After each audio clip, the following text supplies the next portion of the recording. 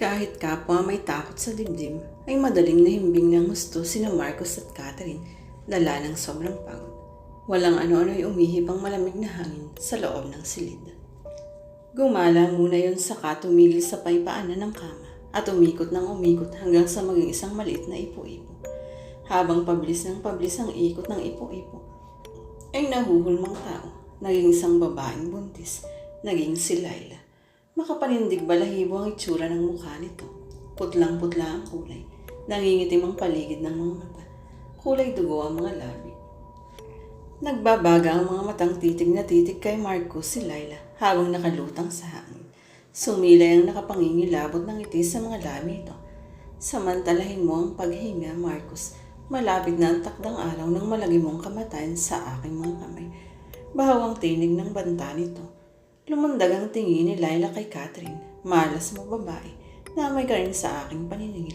Kasing sakit rin ang magiging kamatayan ni Marcos ang ipalalasap ko sa iyo. Mula pa pataas ay unti-unti naglaho si Laila hanggang sa ulo lang nito ang matira. Lulutang-lutang habang nakapangingilabot na humahalakak. Maya-maya pa'y naglaho na rin ang ulo ni Laila. Pero ang halakhak nitong tila hinuhugot sa impyerno umaalingaw-ngaw pa rin. Papalayo ang halakhak. Papalayo ng papalayo hanggang sa tuluyan ng maglaho. Mataas ng araw nagmulat ng mga mata si Marcos. Nilingon niya ang asawa. Himbing na himbing pa rin si Catherine. Napangiti si Marcos. Siyang-siyang pinagmasdan ng napakagandang mukha ng asawa. Mayabang na mayabang siya dahil pag-aari niya ang may-ari ng napakamagandang mukhang iyon. Hinalika ni Marcos si Catherine bago bumangon at pumasok sa CR. Naghilamos siya. Nag-toothbrush. Laking gulat niya. Bumagsak sa sink ang isang ngipin niya. Nabungi. Kasunod niya isa-isa nang naglagutukan sa sink ang kanyang mga ngipin. Pero nang tumungay sa salamin, si Marcos ay nakita niya ang buo naman ng kanyang mga ngipin. Kinabahan siya. Windang ang isip niya na lumabas ng banyo at nagdiretso sa hardin. Kasabihan na kapag nanaginip ka o nagkaroon ng pangitain na nabubungayan ng ngipin ay may mamamatay na mahal sa buhay. O maaaring mismong ikaw. Mula sa likuran may kulubot na kamay na humawak sa balikat ni Marcos. Napasigaw siya sa gulat. Pero akagad ding namhimasmasan ng malingunan kung sino. Si Tatay Celo. Kayo pala Tatay Celo. Ano ang problema mo, Marcos? Diretsahang tanong sa kanya ng matanda. Umaling si Marcos. Hindi makatingin ng diretso kay Tatay Celo. Wala ho, Tatay Celo. Wala akong problema. Pinilit pa ni Marcos tumawa pero hindi siya makapapagkaila sa matanda. May problema ka. Paninindigan ni Tatay Celo. Kilala kita, anak. Bata ka pa nang maulila sa magulang at ako na halos ang nagpalaki sa iyo. Pagdating pa lamang ninyo dito ni Catherine, ramdam ko nang may problema. Pinili ni Marcos na ipagtapat sa matanda ang lahat-lahat ng tungkol kay Lala. Huwag kang mag-alala, Marcos, ani Tatay Celo. May alam akong solusyon sa problemang yun. Si Saturnino.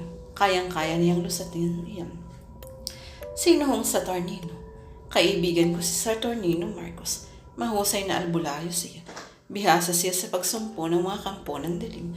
Marami na siyang natulungang tao na may problema katulad ng problema mo. Subok na ang galing niya, Marcos. Nakabanaag ng pag-asa si Marcos. Kailangan ko ng tulong ni Tatay Celo. Kung maaari lang isa lalong madalang panahon bago mahuli ang lahat. Tumango si Tatay Celo. Ako ang bahala, anak. Ako ang bahala. May kalayuan ang tirahan ng albularyo pero ng araw din yun ay sinundo ito ni Tatay Celo. Hindi ininda ng matanda ang hirap ng pagpunta kay Saturnino, alang-alang kay Marcos. Tulad ng isang tunay na magulang, gagawin nito ang lahat para sa anak-anakan. Nasa edad 40 pa lamang si Saturnino, pero mukhang napakarami na ng laban na pinagdaanan. Mataas na lalaki, matikas na tila kakasal sa kahit anong laban. Pagpasok pa lang nito sa bahay bakasyunin ni Marcos at Catherine, ay manaramdaman na kagad itong kakaibang pwersa ng kapangyarihan. Hindi nito maibakbang ng normal ang mga paa at parang naglalakad sa ilalim ng mandaluyong na dagat. Nasa patligid lang ang kampo ng dilim. Anito, malakas ang kanyang kapangyarihan. Napakalakas.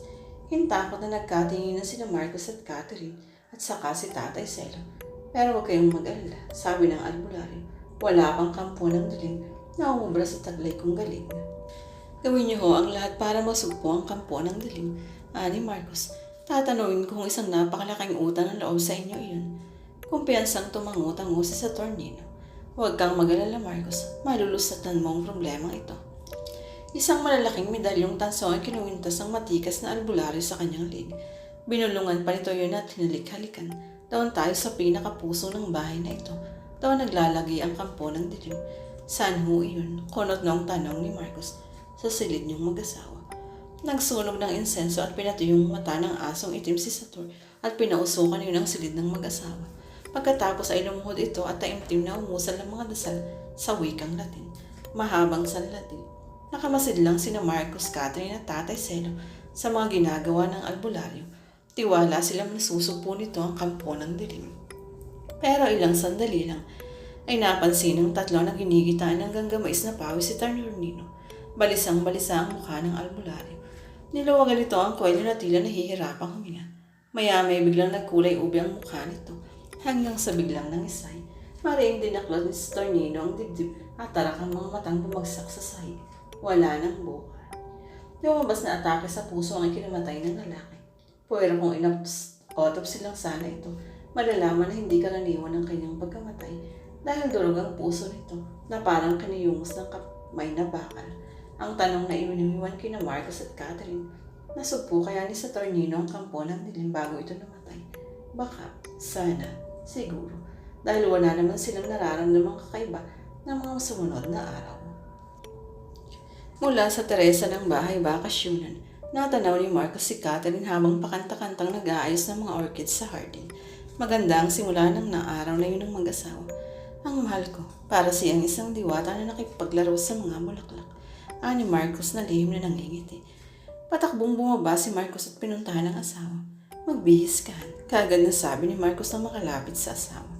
Bakit? Nakangiting tugon ni Catherine. Mamamasyal tayo. Namilog ang mga mata ni Catherine. Matagal-tagal na rin nga palang hindi sila nakakapamasyal ni Marcos dahil laging abala sa trabaho ang asawa. That's a good idea, sambit niya. So what are you waiting for? Bihis na. Ang nasa isip ni Marcos ay gagawin nilang masayang buong araw na ito para sa kanilang mag-asawa. Yung parang si dalawa lang ang tao sa mundo. Maya-maya pa ay sakay na ng kotse si Catherine at Marcos. Natatandaan mo ba yung Quintiatorhan? Yung kauna-unang first class na sinihan dito sa Batangas, si Marcos. Automatikong napangiti si Catherine. Of course naman, doon tayo unang nag-date eh. Doon din nangyari ang first kiss natin. We're about 17 din, almost a decade din. Pero parang na-feel at nalalasahan ko pa rin ang tamis ng malambot at mapupulang mong lips. Nangingiting sabi ni Marcos. Napatawa si Catherine. Nagsisimula ka namang maging makata. Han gusto kong i-reenact ang first date natin. Ang lahat-lahat ng ginawa natin sa makasaysayang araw na yun ng ating pag-ibig. Mungkahin ni Marcos kay Catherine. Gusto ko yun balagtas. Si Catherine na may kabuntot na halik. Gaya ng dati pumasok sila sa theater nang hindi na inaalam kung ano ang palabas. Wala rin naman silang makikita o maririnig, kundi ang mga kulay at musika ng kanilang pag-ibig.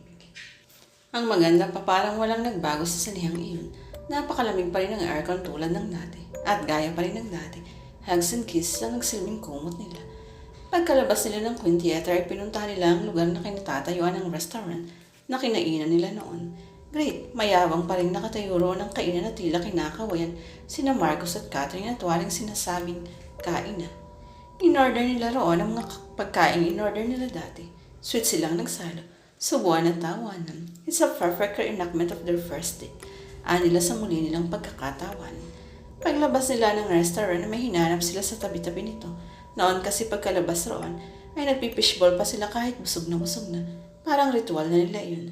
May karo pa naman ang fishball sa tabi ng restaurant, pero hindi na yung dati ang nagtitinda. Patay na ho si tatay. Anong patpating teenager na lalaki kay Marcos at Catherine. Namatay na po ang tatay ko. Iniwan ako ang isang magpapasbol na mamamatay din ata sa isang magpipisbol. Himutok na dugtong ito. Pinakayaw tuloy ng mag-asawa ang tinda nitong fishball. Pero hindi naman nila kinain lahat. Ang iba ay pinabalog. Dagdag na pasalubong nilang pagkain kay Tata Celo. Past 8 in the evening, ibilang siya ng mag-asawang umuwi na. Happy? Tanong ni Marcos kay Catherine habang patungo sila sa paradahan ng kotse. This is one of the happiest days in my life. Ngiting-ngiting sabi ni Catherine na parang lasing na lasing pa sa kasiyahan. Napangiti ng maluwag si Marcos. Nag-wish sa sarili na sana'y lagi silang ganun ng pinakamamahal na asawa. Masaya at walang problema. Nang bigla isang lalaking taong grasa ang bigla na lamang humarang sa kanilang dinaraanan. Napatili at napayakap kay Marcos si Catherine. Inikot-ikutan sila nito habang mapanuring hinahagod ng tingin mula ulo hanggang paa. Tumigil sa pag-iikot ang taong grasa. Nanlaki ang mga matang hinarap sina Marcos at Catherine. Babalutin ng dilim ang inyong pag-ibig. Anito, kikidlat ng dugo at lulunurin ng inyong mga pangako. Luluha ng tinig ang mga anghel ng pag-ibig at duduruin ang mararupok ng mga puso. Kilabot na nagkatinginan ng dalawa. Tinitigan at dinuro ng taong grasa si Marcos. Kumapit kang mabuti sa katig ng pag-ibig, kung hindi ay malulunod ang puso mo sa madaluyong na dagat ng luha. Pahika-ika ngunit mabilis na tumalilis ang taong grasa. Walang lingon likod. Puno ng takot ang mga mata ni Catherine. Honey, he's just a crazy man. Payapa ni Marcos sa asawa. Mukha lang relax si Marcos. Ang totoo ay kinilabutan siya sa mga sinabi ng taong grasa. Lingid sa mag-asawa, nang makarating sa dilim ay nag-iba ang anyo ng taong grasa. Naging isa itong makisig na lalaki na nakasuot ng itim na damit. Makisig na lalaki, ngunit punong-puno ng misteryo ang itsura ng